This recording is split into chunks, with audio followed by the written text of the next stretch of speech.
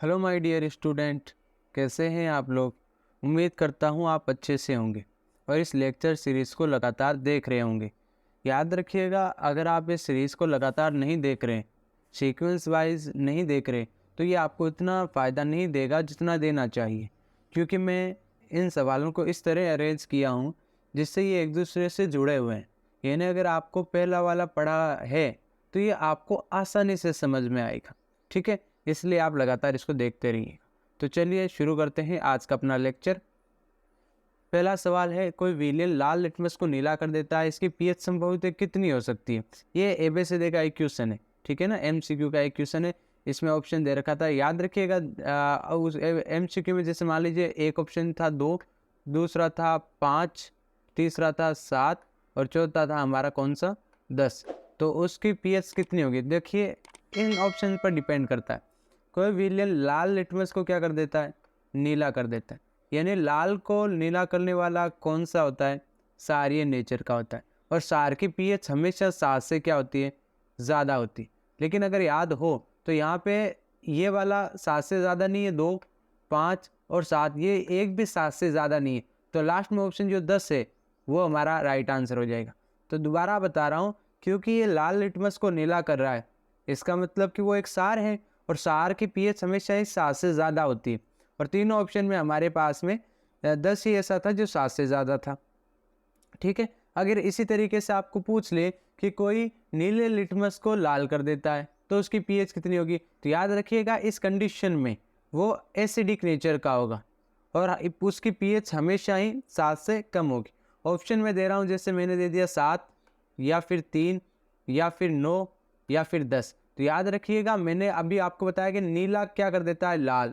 इसका मतलब वो क्या है, वो अम्ल है। तो इसकी पीएच 7 से हमेशा कम होगी, यानी राइट आंसर हो जाएगा 3। तो इस प्रकार से आप समझ सकते हो, पीएच वाला मैंने आपको बताया था।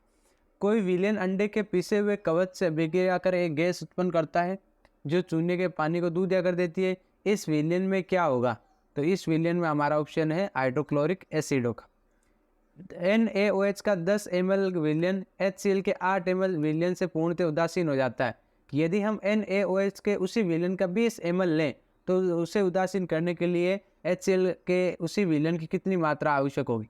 तो याद रखिएगा 10 सोडियम हाइड्रोक्साइड और 8 HCl ये एक दूसरे को उदासीन कर देते हैं, यानी ये बराबर में। तो अगर मैं 10 का लगा रहा हूँ 20, यानी जस्ट मैंने इसका डबल कर दिया, तो मुझे 8 का भी आंसर के लिए क्या करना पड़ेगा, डबल करना पड़ेगा। तो ये तो बहुत इजी है। जैसे आपको पूछ लिया कि भाई अगर 10 रुपये में 8 मान लीजिए टॉफ़ीज़ आती है तो 20 रुपये में कितनी आ जाएंगे, तो ऑब्वियस सी बात है उसका डबल हो जाएगा, 16 ml का हो जाएगा। उसके बाद में एक अच्छा सा क्वेश्चन आता है, एंटासिड क्या है, उदाहरण देके समझाइए।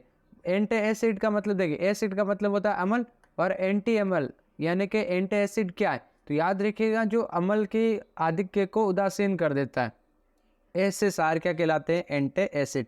तो मैं आपको दोबारा से समझा रहा हूँ। देखिए जब हमें एसिडिटी होती है तो हमारे जो उदर है, हमारा जो पेट है, उसमें अम्ल की मात्रा ज़्यादा हो जाती है।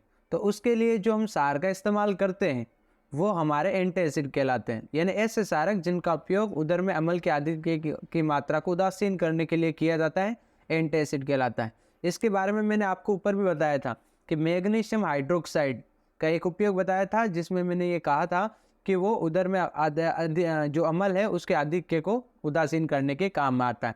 जैसे आप ले सकते हो एल्यूमिनियम या फिर कैल्शियम या मैग्नीशियम या सोडियम के बाइकार्बोनेट्स, ये आप यूज़ में ले सकते हो एंटी एसिड के रूप में। अच्छा सा सवाल है, इसी से रिलेटेड है कि अपच को उपचार करने के लिए किस औषधि का प्रयोग करोगे, किस औषधि का उपयोग करेंगे, तो याद रखिए हम एंटी एसिड का उपयोग करेंगे। अब कुछ इक्वेशन आ रहे, ये लगभग आपके पहले चैप्टर के जैसे होंगे। तो आई होप आपने पहला चैप्टर इजीली समझ लिया होगा ताकि ये आपको समझने में कोई दिक्कत ना करे। ठीक है, तो पहला क्वेश्चन आप पढ़ लीजिए। तनु सल्फ्यूरिक अम्ल दानेदार जिंक के साथ में अभिक्रिया करता है। देख लेते हैं पहले लिखा क्या है कि अभिक्रिया आपको दे रखी है और इस अभिक्रिया के लिए आपको क्या चाहिए, पहले शब्द समीकरण बनाना है, उसके बाद में इसको संतुलित समीकरण में लिखना है, यानी पहले शब्दों में लिखना है। तो याद रखिएगा हमें ले रहे हैं सल्फ्यूरिक अम्ल और दानेदार जिंक। तो ये एक तो ले लिया जिंक, यानी हमने लिख दिया क्या, जिंक प्लस में, और यहाँ पे ले लिया तनु सल्फ्यूरिक अम्ल, तो प्लस हो गया तनु सल्फ्यूरिक अम्ल। इसके साथ अभिक्रिया करता है तो क्या बनता है, तो याद रखिएगा एक तो बनता है जिंक सल्फेट और एक निकलती है हाइड्रोजन गैस। दोबारा एक्सप्लेन करता हूँ। जब हमने लेक्चर पढ़ा था अम्लों की धातुओं के साथ में अभिक्रिया, तो मैंने कहा था आपको कि धातु अम्ल से अभिक्रिया करके लवण और हाइड्रोजन गैस देते। तो क्या जिंक एक धातु नहीं है?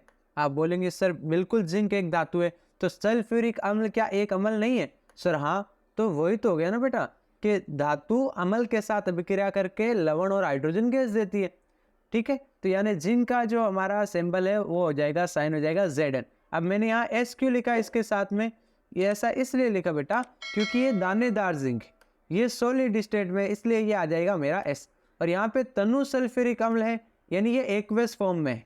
और मैंने आपको बताया था तनु और सांद्र में, तो उस टाइम मैंने बताया था तनु का मतलब उसमें जल की मात्रा ज़्यादा है, एक्वस का मतलब हो गया कि ये जलीय विलयन है, जल में घुला हुआ है। तो जिंक और सल्फ्यूरिक अम्ल, अब यहाँ से क्या होगा, हाइड्रोजन गैस निकालनी है तो ये हो जाएगा हमारा H2 अलग, जो कि यहाँ आ जाएगा हाइड्रोजन गैस के रूप में। और जिंक सल्फेट में ये जिंक क्या बनेगा, SO4 के साथ में आ जाएगा, तो ये बनेगा जिंक सल्फेट। आई होप आपको समझ में आया होगा। अगले क्वेश्चन की तरफ।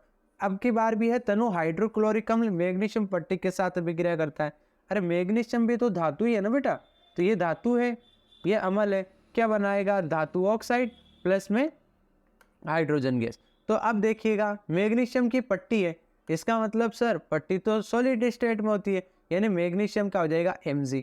और तनु हाइड्रोक्लोरिक अम्ल यानी ये हो जाएगा हमारा HCl, और यहाँ पे हो जाएगा मैग्नीशियम क्लोराइड और हाइड्रोजन गैस। अब देखना ज़रा, अब मुझे यहाँ पे हाइड्रोजन गैस निकालनी है, तो यहाँ तो एक ही हाइड्रोजन है, ठीक है, यहाँ पे तो मेरा कितना हाइड्रोजन है, एक, ये तो मैंने बैलेंस के लिए लिखा है, एक ही हाइड्रोजन है। लेकिन यहाँ से देखिए यहाँ कितने हाइड्रोजन हो गए, 2, तो इसका मतलब मुझे यहाँ पे क्या करना पड़ेगा, 2, ठीक है। और यहाँ 2 करते हैं, यहाँ पे देखिए हमने फॉर्मूला पढ़ा है MgCl2 होता है, ये ऑलरेडी बेसिक है। ये जब अगर आपने चैप्टर फर्स्ट को इस आराम से देखा है तो इसमें आपको कोई दिक्कत नहीं होनी चाहिए। अगला है तनु सल्फ्यूरिक अम्ल, वापस वही आ गया। एल्यूमिनियम का चूर्ण, अब की बार भी एल्यूमिनियम भी धातु है और चूर्ण सॉलिड स्टेट में होता है, इसलिए वापस वही अभिक्रिया हो जाएगी कि एल्यूमिनियम 2Al और 3H2SO4, Al2SO4 का अल्ट्राइस और H2 गैस। याद रखिएगा ये फॉर्मूला ऐसा ही होता है, ठीक है ना। हम इसके बेसिस पे संतुलित करेंगे। जैसे मान लीजिए यहाँ SO4 कितना है, सर जी यहाँ तो 3 है, तो इसका मतलब हमें इसको किससे मल्टीप्लाई करना पड़ेगा, 3 से।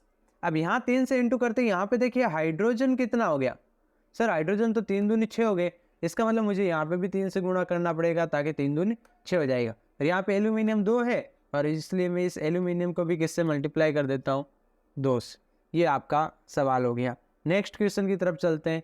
तनु हाइड्रोक्लोरिक अम्ल वापस आ गया HCl, और लोहे के रेतन, यहाँ पे लोहा भी सॉलिड स्टेट में होता है, तो FeS, यहाँ पे बनेगा आयरन क्लोराइड और हाइड्रोजन गैस। ये बिल्कुल पहले चैप्टर के जैसा है, तो आई होप आपको ये समझ में आया होगा। अपन चलते हैं अपने अगले सवाल की तरफ। अब जो सवाल आने वाले हैं वो आपको थोड़े से अच्छे से समझने। चलिए अगला सवाल है, अम्ल का जलीय विलयन विद्युत का चालन करता है। यानी कि अम्ल का अगर आप कोई एक्वस सॉल्यूशन लोगे, जलीय विलयन लोगे, तो वो विद्युत का चालन क्यों करेगा। देखिए विद्युत का चालन करने के लिए आयनों का होना ज़रूरी है, ठीक है, इलेक्ट्रॉन्स का होना ज़रूरी है, और इलेक्ट्रॉन्स भी एक प्रकार के आयन से ही होते हैं। तो अम्ल का जलीय विलयन क्यों विद्युत का चालन करता है। अरे देखिए जब भी कोई आपको कहे कि विद्युत का चालन हो रहा है, यानी कि वहाँ पे आयन्स अवेलेबल हैं। अब ये आपके पूरा क्यों विद्युत का चालन कर रहा है, क्योंकि वहाँ पे आयन है। सर कौन से आयन है, वहाँ पे H+ आयन है।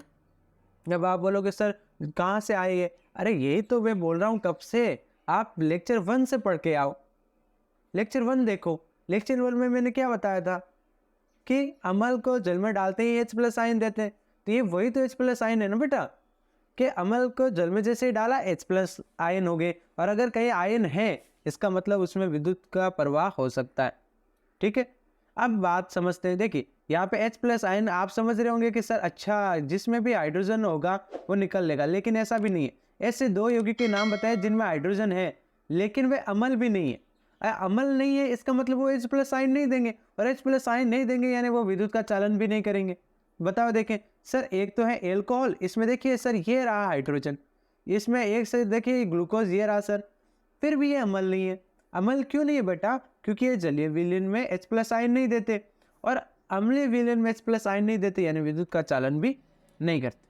चलिए अगले सवाल की तरफ। आश्वित जल विद्युत का चालक क्यों नहीं होता जबकि वर्षा जल होता है? विद्युत का चालक क्यों नहीं होता जबकि वर्षा जल होता है? तो याद रखिएगा, मैंने अभी आपको जस्ट बताया है कि विद्युत का चालन करेगा अगर आयन्स होंगे तो। आश्वित जल पूरी तरीके से शुद्ध होता है बेटा, उसमें किसी भी प्रकार के आयन नहीं होते, वो उदासीन होता है, उसमें आयन नहीं है, इसका मतलब कि वो विद्युत का चालन नहीं करेगा। अब सर वो वर्षा जल क्यों करता है? अरे वर्षा जल में अम्लीय गैसें होती है ना, जैसे कार्बन मोनोऑक्साइड, ये घुलकर कार्बनिक अम्ल बना लेती है, और कार्बनिक अगर अम्ल बनेंगे कहीं पे, इसका मतलब वो H+ आयन देंगे, इसका मतलब कि वो जल विद्युत का चालन इजीली करेगा। आई होप आपको ये लेक्चर समझ में आया होगा। आज के लिए बस इतना ही। Signing off.